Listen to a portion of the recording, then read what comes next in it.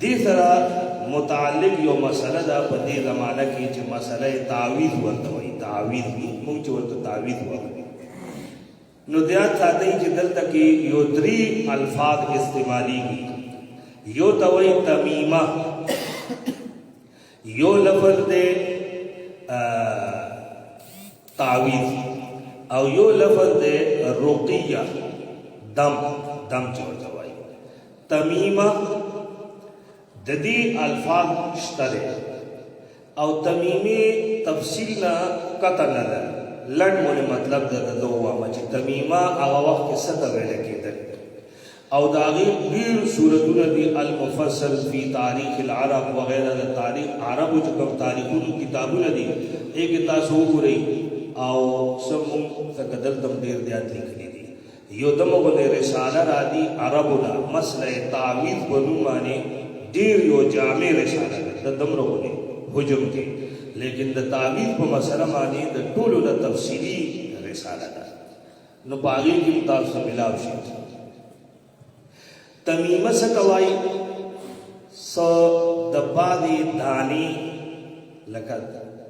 دغه ورته وایي دا اوس دې وخت کې ورته څه وایي ګټونه څه داسې دانو به د هغې به هار جوړ کړو عمیل هغه به ماشوم ته واچو. څه مطلب له چې دې د آفاتو نه بچ وي، د بد نظر نه دې بچ وي، د پیریانو نه دې بچ وي، دې شیانو نه دې ته به تمیمه ویله کېده. کله به د کور مخې ته یو شی به ځوان لکه د خرګوش سوه د هغې د لینګي هډوکې دا به داسې ځوان کړو. کله به یو شی ځوان کړو د آس نال به ځوان کړو چې موږ دې د پیریانو نه محفوظ شي، دا کور د بد نظر نه دې محفوظ وي. دغسې د څه څاروو هډوکي یا څه مخصوص دانې به وي، ریټې چې به ورته وي، د دې به تعمیل هار جوړ کړو، ماشوم ته به واچو، څه به دغسې ځوان کړ. دې شیزونو ته تمیمه ویله کېده. دا د دې دوه صورتو کله به د یو ناګهاني یعنی د راتلونکي شر او مصیبت نه د حفاظت لپاره به دا کو چې بھئی دا دې ته دا نقصان ونه رسي، نظر پې ونه لګي، یا به ورته پیریان څه تکلیف ورنکړي یا ورته څه بل څه اثر را نشي. او کله به یو مصیبت چې راغلی و، یو بیماري به پې لګېدلې وه، نو هغې دپاره به یې دغسې استعمال کړو. دې ته تمیمه وایي. او چونکې په تمیمه کې د عربو اعتقاد او یقین دا و چې دغه کار چې دی دا مؤثر دی، دغه شی موږ د دې شر نه بچ کوي. نو ځکه نبي علیه الصلاة وسلام دې ته شرک ان الرقا والتمائم دا شرک. من علق تمیمة فلا اتم الله له. چا چې په دا تمیمه په غاړه کې ځونډ کړه الله دې ولا ضرورت نه پوره کوي. فلا ودیعة له، الله دې کار نه کوي. تمیمه دې ته ویل کېده. لکه هغه شاعر وایي اذا المنیة انشبت اظفارها الفیت کل تمیمة لا تنفع. کله چې وایي مرګ خپل پنجې خښې کي یعنی مرګ راشي، نو بیا ما کتلي چې هیڅ یو تمیمه فایده نه ورکوي. دې ته تمیمه ویل کېږي. دا په هغه وخت کې داسې کېده. اوس که یو سړی لکه موجوده زموږ دور کې د تمایمو صورتونه درته ووایم. اوس ګوره بعضې دې زمانې نه لږ مخکې دا شی زموږ په کورونو کې موږ سره به وو، دا د آس په نال به ورته ځوړ کړو، یا به د ګاډي یو حصې باندې مخکې یا روزو توره کپړه اوس هم خلک ولګوي توره کپړه، او یا به په تورې کپړې سره نوي کور باندې ماشاءالله ولیکي، او یا به په توره کټوۍ کېږي. داسې ماته یو خانه به ماته یي د خټې کټوۍ به پې کېږي. که دغې شیزونو په باره کې دا سوچ وي، لکه عموماً ګوره سوچ دغه یي. لکه زه د یو سړي نوم نه اخلم، یو ډېر مذهبي جماعت سره هغه سړی اوس هم ژوندی دی او متحرک دغه دی، نو هغه کور جوړ کړو. نو وای ما وای دا ماشاءالله می په نو لیکلی نو یو د ما سوی په خوب شو بیا وای د لړم نو چاراته وې نو ما وای وی چې تورې کپڑا باندې با سپین لیکای وي نو حالو بدا د نظر نه بچ کیږي نو ما یو ور واقعي د اعتقاد د خلکو ډریورانو دا رستو چې کوم شیشي وي نه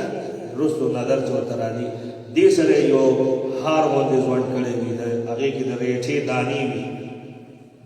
هغه دې د پاره چې حادثاتو نه دې موږ بچ نو کو دا اعتقاد وي ور سره دا ټولې تمیمی دي کدا کټوي په دې نیت کې چې دا زړه کټوي دا بل نظر نه بچ گئی نو دا بیا تمیمه ده شرک که ماشاءالله په دې نیت لیکي ها یو تند جګه دا پته یې نشته واده خلکو دې کتی دي او په نیت دا بس جوړ کړي دي نو بیا خشه او بیا د موږ دې نو وو شرک دغه دې شرک تعلق د نیت او اعتقاد سره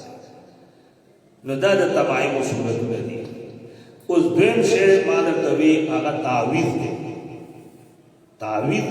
په عرف کې د موږ په عرف کې تعویذ څه ته وایي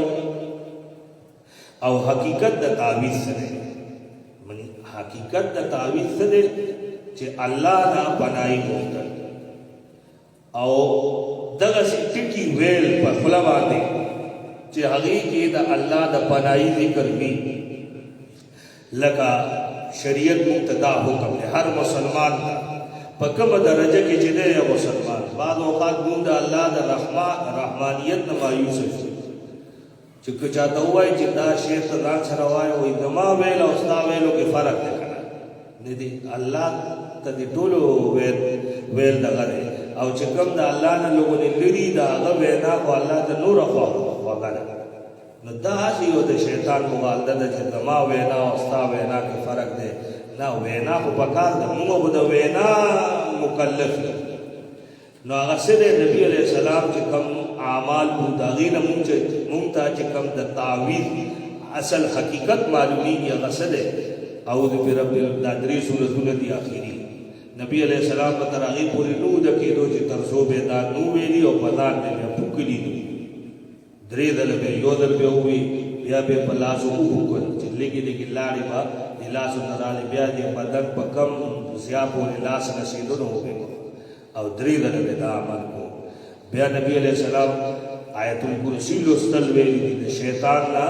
د شیطانی اثراتو نه د بچ کېدو دپاره سورت آیت الکرسی دا خو وایي هغه وایي که نه فلاں کی کہانی اس کی زبانی نو دا خو د شیطان کہانی ده د هغه زبانی حضرت ابو هریره رضی الله تعالی عنہ هغه مشهوره کیسه ده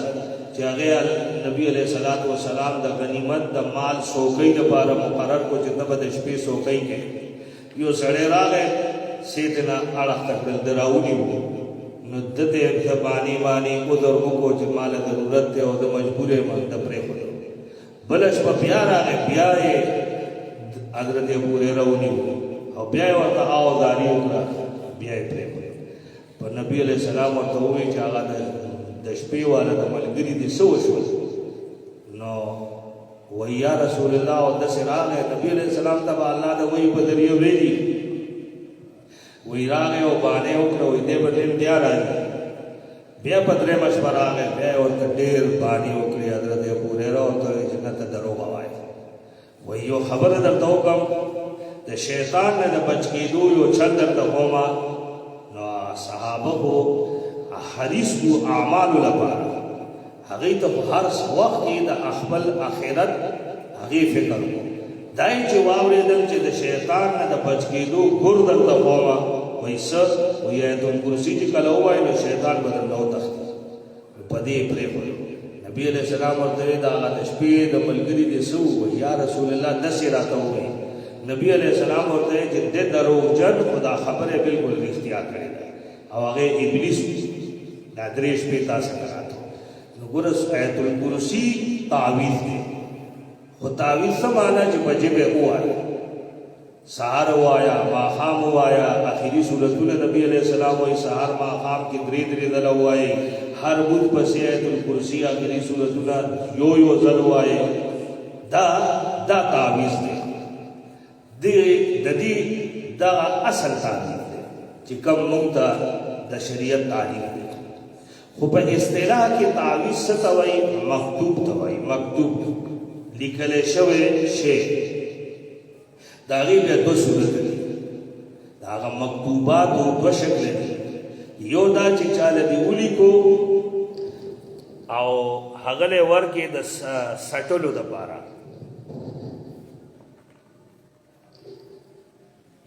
دې ته زما په خیال عام طور باندې مونږ خلک ساخت او ساخت دي نو که دې له شرط دا دی چې دا معصور کلمات وي احادیث کې نه څه دعا وي یا قرآني آیت وي او تا چاله ولیکل ور دې کوله د دغه دپاره ساخت په طور باندې چې دا اوبو کې واچو دا اوبو اس کا یا څه نو د دې د سلفو د عمل نه د دې اجازه ملاویږي لکه نیل دا زاد المعاد د علامه ابن قیم هغه دغه ډېر د سلفو عمل ذکر کړی دی علامه قرطبي صاحب په دې تفسیر کې رومینی جلد کې د سلفو عمل ذکر کړی دی نو عمل د سلفو د جواز دلیل جوړېدی شي دا صورت جایز دی اگر چې مرفوع روایاتو کې د دې چرته یعنی د پیغمبر نه د دې صورت نشته خو لیکن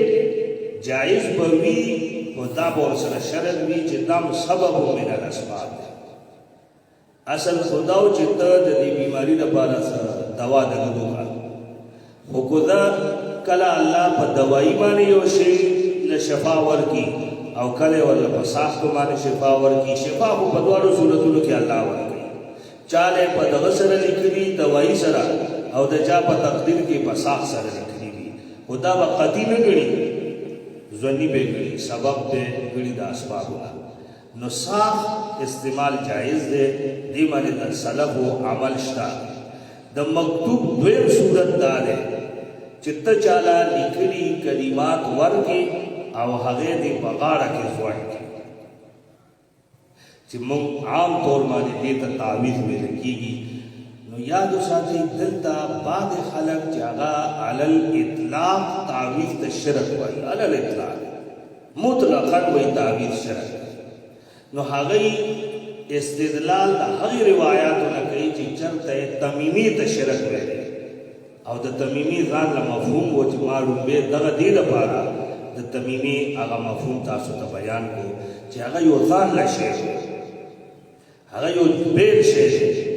او دا یو بیل شی نو دې کې به موږ لږ فرق کوو لږ به پکې تفصیل کوو چې تعویذ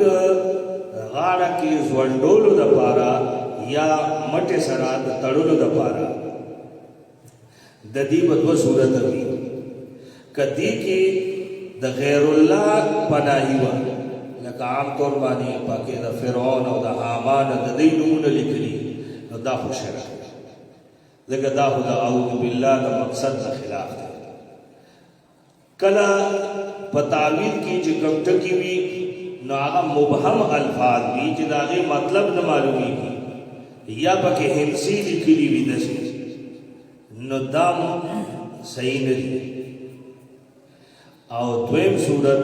چې پکې معصور کلمات لیکلي وي مطلب د قرآن آیت دی پکې او احادیث یا د حدیث یو دعا پکې لیکلې ده نو د دې په باره کې دوه رایې دي څوک وایي چې داسې تعویذ جایز دی او څوک وایي چې داسې تعویذ ناجایز دی د دواړو ځان ځان دلیلونه دي لیکن محققین حضرات او زموږ هم دغه خیال دی چې دا هم صحیح نه دي ولې چې د خلکو رجحان دغه دی چې هغې تعویذ دا ګونډول نه دی دا مؤثر دی د هغې ذهن دا دی چې بس تو ورته وایه په جبې وایه وایي نه که نه ته بې راله لیکې او زه بې ګونډوم نو لهذا بهتر دغه ده چې تعویذ د ګونډول دی علی الاطلاق صحیح نشي او خلک دې په دې باندې پوه شي بل دا نو دا بیا صورتن هغه تمیمي سره لګي بیا د تمیمي ځونډولو والا او د دې ځونډولو والا اغراض یو دي هغوی به دې دپاره تمیمه ځونډوله چې موږ د شر نه بچ شو دی هم د دې دپاره کوي چې د شر نه بچ شو خو لیکن دې ته شرک نشي ویلی شرک د عدم جواز درجه کې دی یا بهتر نه دی صحیح نه دی ډېر وجوهات دي د عدم بهتري لکه ټولو نه غټه وجه دا ده چې په هغې سره هغه مسنون تعویضات چې کوم روپۍ ما ذکر کړل هغه تېنه هغې نه سړی محرومه شو په ژبه باندې هغه نه وایي بیا یې په دې لیکلو باندې اعتبار نو دا وا مسله ده تعویض چې هغه د اعوذ بالله من الشیطان الرجیم سره لګېده اوس دې نه وروستو چې کوم د سورة الفاتحې په شورو کې ټکي لیکلي دي بسم الله الرحمن الرحیم دې ته وایي تسمیه او د تسمیه دا الفاظ دي چې بسم الله الرحمن الرحیم دا چرته پورا بسم الله الرحمن الرحیم لیکل کېږي او چرته دې ته تسمیه وایي او کله ورته زموږ په عرف کې بسم الله وایي نو لکه د بعضې روایاتو کې بیا دغسې نوم دی چې دا په بسم الله سره شروع یا په بسم الله وخوره نو که هلته کې بیا د علماو اختلاف دی چې هلته کې به صرف بسم الله